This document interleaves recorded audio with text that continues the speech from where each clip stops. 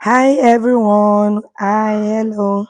So my today's video is about this gorgeous auto gele.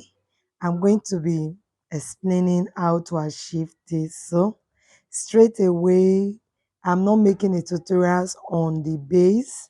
I think I have tutorials on the base already on my in my channel, so I'm not making tutorials on the base. If you want to know how to make the base, maybe I'll put it on the description box so that you can access it.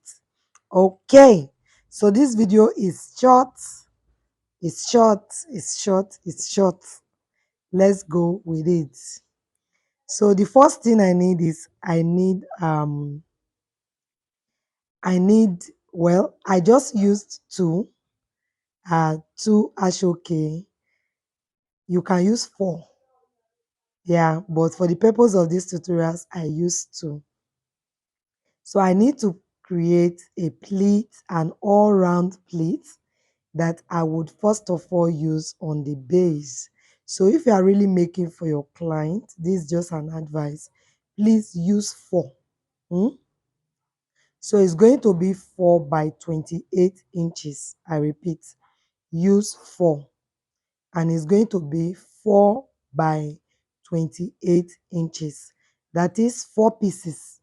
Your 4 pieces, each of them is about the length of 6.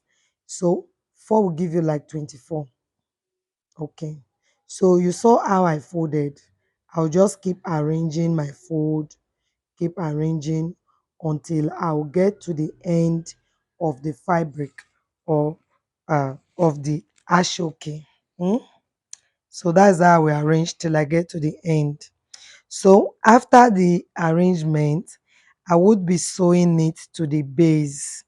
I'll sew it to the base. Please do watch how I sew it to the base because it's very important. It's important because your thread is not supposed to be showing. So look at the trick I used to make sure that my thread wasn't going to show, so that you do not make a mistake where your thread becomes visible. So as much as possible, you are supposed to ensure that your thread is not visible. So what I actually did was that after the first stitches that I made to like hold it firm to the base at the beginning, I took off two of the pleats. So I opened it up, and then I excluded two of the pleats while sewing. So when I finish sewing, that pleat will be what will cover up the part that I have sewn, or the part where the thread is supposed to be showing. In this business, the extent to which you can do a perfect work matters a lot, you understand. Most of our clients do not really want to see any rough part of your work, and as a good producer, you are not supposed to uh, have rough your rough work showing. So you are supposed to be as professional as possible. So if you look at it now, you can see that I actually excluded um, two plates. That two plates will cover it at finishing. I'll simply use hot glue to do the finishing to cover that part, so you can see it now. Then I'll just fold this part to rest on it. So with this, the thread is not showing under and is not showing on top. Yeah, okay. Let's proceed. We are going straight to how to achieve the cone. This style is basically about the cone. So it's very important that you understand how to create the cone. So to create this cone, what I did was to take the measurement of the ashoke first. So after taking the measurement of the ashoke, it was 7 inches. So I added one to make it 8 inches. So that 8 inches, by the time I'm folding the edges, which I'm folding now, I'll be folding using just half inch on both sides, so that at both the length and the breadth, I'll be having 7. So when you have 7 for both length and breadth, eventually you are going to have a square. Yeah. So this shape is going to be a square shape. I will now fold it, you know. At this time, we are going to be forming a triangle. Yes, we are going to form a triangle. And then we glue the edges of the triangle to keep it in place. Creating the cone is actually very easy. Just if you are confused, watch the video again and again. So long your production comes out well. That's what matters. All right, so we glue both sides, and ensure that your glue is inside. Do not allow your glue to like come out staining your fabric. That will not tell well of your work. So please, okay. So this is how the triangle is. We'll fold it into another triangle. We're going to fold it into another triangle like this, but this time we are going to be curving in one, mm, and then resting the other on top. So this is how we create a cone. So actually the cone is normally created from triangular shape. mm. So just easily like that, we use hot glue to gum. Okay, I think one important thing we should know is that while we fold, we are supposed to ensure that the two edge, which is that top, they are equated, that's they are equal, like this, so that one is not showing bending to this side and the other one bending to the other side.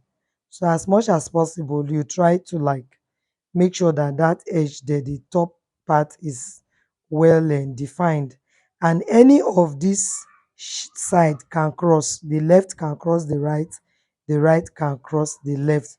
Whichever part you think is smoother can really do your crossing for you. So I think that one is for you to decide. So normally when I'm making mine, I like to like equate this top first. Huh? Then later I'll just keep pressing the other side inward while I glue. Because sometimes when you finish gluing, before you try to equate or make this top part equal, you end up not able to make it equal because the other part would have sit firmly with the hot glue, and when you need to shift it, you will not be able to do that. So I think for a proper um whatever cone, you have to like glue that beginning first. But if you know that you can really be careful and take a good measurement to know where to place it, then I would advise that you start from the bottom, but it's not compulsory you start from the bottom.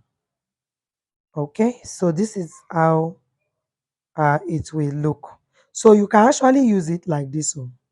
Yes, it will still be beautiful, but I just want to like take a little fold of like half an inch inward to just add a little more, a bit of design, you understand, to the cone. And moreover, the picture that one of my subscribers sent to me is actually, it was actually folded. So I chose to do the folded one so that you don't think it's a big deal. But if you choose not to fold, you just leave it the first way I did it there. Just leave it like that. But if you are going to fold, this is how I fold my own. Other persons might have other ways or methods by which they fold.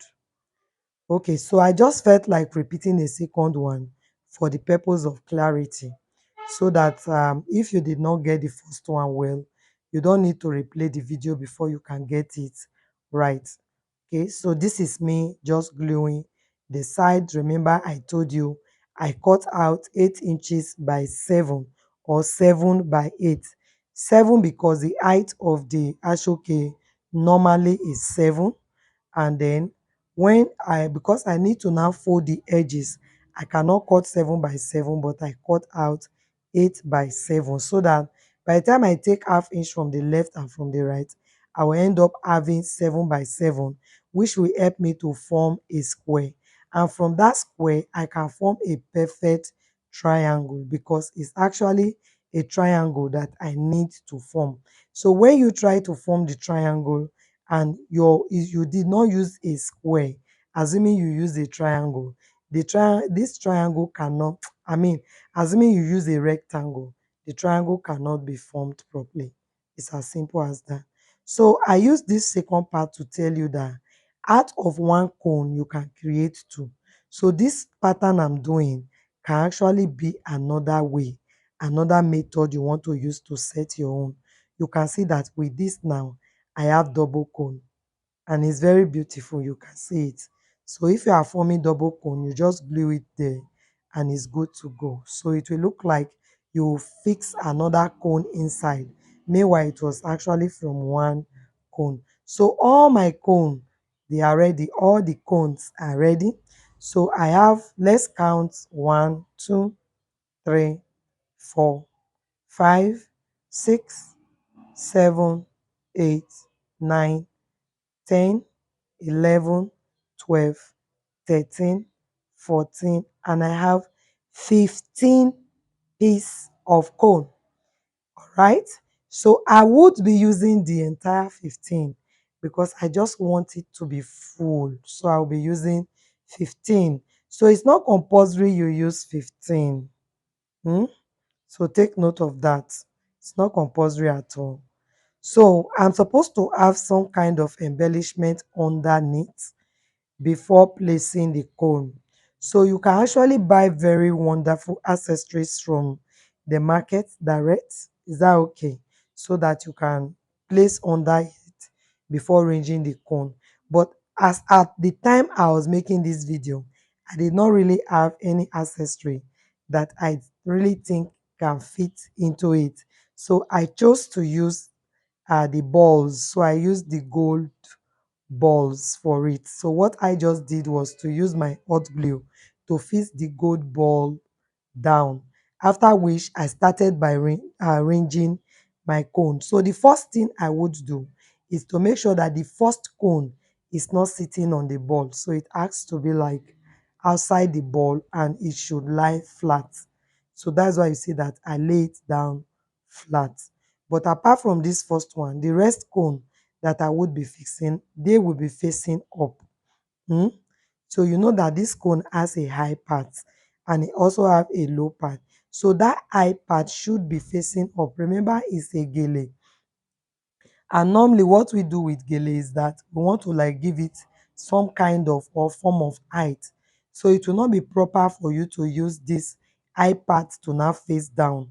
So what is proper is that you use the high part to face up while you carefully glue. Now, this original ashoke is difficult to glue, but you have to be very careful. And where the need be, I will advise that you also use thread to do a little bit of tacking to ensure that it would last for your client. You can see me using thread there because the the sheep ashoke glues faster than this original. This original has the tendency of rejecting the glue somehow. Yes. So please, that's just the secret. We are just going to glue. And then at the final part, I would be resting it down as well. It will be laying flat, like the first one laid flat. So it's just to like allow all cones to like have a good base to rest and also allow it to have a good shape as well. It's not enough that we do what? It's not enough to range a cone, but it's very necessary that while ranging this cone, you place it in a position that is that brings out the beauty. So it's not all about placement, just placing. It's all about being conscious of where you are placing and how you want it to look. The finishing look matters a lot, you understand. It's not really good that you go through all the stress to create all the styles that you want to create, and at the end of the day, maybe your placement will just make your work unpresentable. So in everything that we do, sometimes you just have to like place it in a temporal way that is not permanent, so that you see if this beauty is okay before you proceed to make it permanent. It's just an advice.